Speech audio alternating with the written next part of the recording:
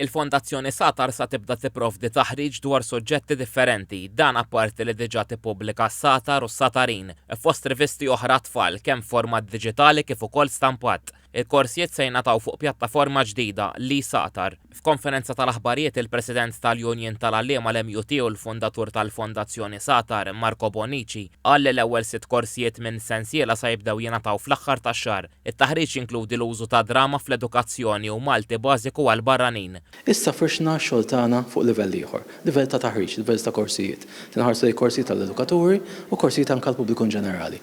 Il-Ministru għall-Inklużjoni u l-Volontarjat Giulia Farrugia qalet li dan hu proġett li juri kemm il-volontarjat għadu b'saħħtu fil-pajjiż. Istqarret li Fondazzjoni Satar u proġett ta' nazzjon għax ifakkarna f'ġenerazzjonijiet imgħoddija. Il-Kap Eżekuttiv tal-Kunsill Malti għas-settur tal-volontarjat Mauro Paċpara Skandalo nnota li r-riċerka hija aspett importanti fil-qasam tal-volontarjat. Dan il-proġett sar b'investiment ta' 20,000 euro mill-fondi allokati għal Voluntary Organizations Project Scheme, amministrata mill-Kunsill Malti għas-settur tal-volontarjat fil-Ministeru għall-Inklużjoni u s-settur tal-volontarjat.